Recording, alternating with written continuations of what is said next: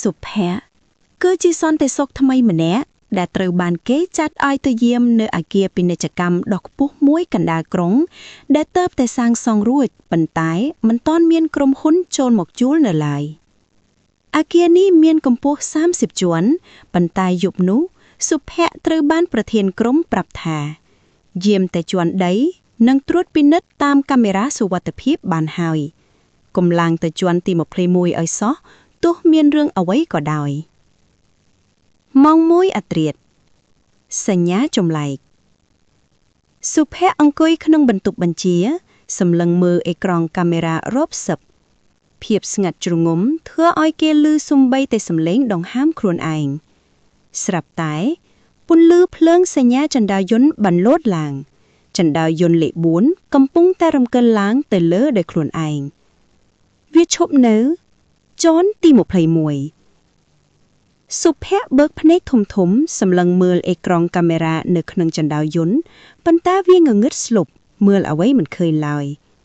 មួយសន្ទុះក្រោយមកទ្វារចណ្ដារយន្តបានបើកនៅជាន់ទី21ក្នុងកាមេរ៉ាដែលដាក់នៅជ្រករបៀងជាន់នោះសុភ័ក្របានឃើញស្រមោលក្មេងស្រីម្នាក់ស្លៀកឈុតសិស្សសាលាដើរចេញពីចណ្ដារយន្តយ៉ាងយឺតសំដៅទៅរកបង្អោនដែលគ្មានកញ្ចក់ម៉ោង2:30អធ្រាត្រដោយមានចិត្តចង់ដឹងនិងបារម្ភថាអាចមានក្មេងលុបចូលមកលេងដែលអាចបង្កគ្រោះថ្នាក់សុភ័ក្រក៏សម្រេចចិត្តបំពេញបំរាមគេកាន់ពើនឹងដំបងឆោកដើរសំដៅទៅចណ្ដារយន្តហើយចុចទៅជាន់ទី21ឌីងសំឡេងចណ្ដារយន្តបើកឡើងខ្យល់ត្រជាក់ស្រឹបបក់មកបាក់មុខសុភ័ក្រជាន់នោះគ្មានភ្លើងបំភ្លឺទេមានតែពន្លឺព្រះច័ន្ទខ្សោយប៉ុណ្ណោះសុភ័ក្របញ្ចាញ់ពើទៅគ្រប់ទិសទីមាននរណានៅទីនោះទេសុភ័ក្រស្រែកសួរប៉ុន្តែមានតែសំឡេងអេកូត្រឡប់មកវិញរំពេចនោះគេឮសំឡេងខ្សឹក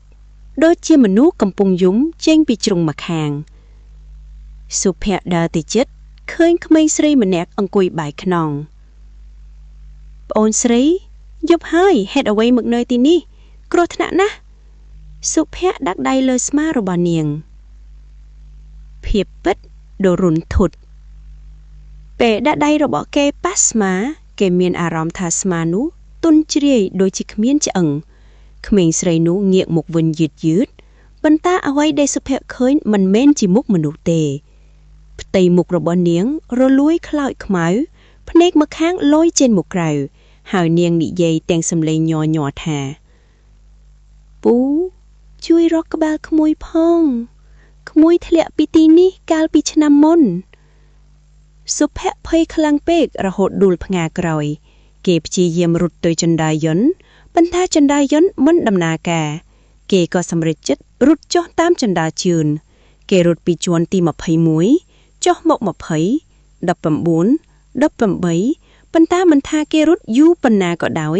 ស្លាកលេខនៅតែបង្ហាញថាជាន់ទី21ដដាលស្រាប់តែសំឡេងយំខ្សឹកសួលនោះបន្លឺឡើងពីក្រោយខ្នងគេម្ដងទៀតកាន់តែគៀកទៀតព្រឹកឡើងប្រធានក្រុមសន្តិសុខមកដល់ក៏ឃើញសុភ័ក្រដេកសន្លប់នៅកណ្ដាលចណ្ដារយន្តជាន់ដីពេលសុភ័ក្រដឹងខ្លួនគេប្រាប់រឿងគ្រប់យ៉ាងប្រធានក្រុមដកដង្ហើមធំរួចនិយាយថាកាលពីសាងសង់ជាន់ទី21កាលពីឆ្នាំមុនមានក្មេងស្រីម្នាក់បានធ្លាក់ពីលើអគាររហូតមកដល់ពេលនេះគេរកឃើញតែដងទ្រូងនាងទេឯក្បាលគឺរកមិនឃើញឡើយនោះហើយគឺជាមូលហេតុដែលខ្ញុំហាមឯងមិនឲ្យឡើងទៅជាន់ទី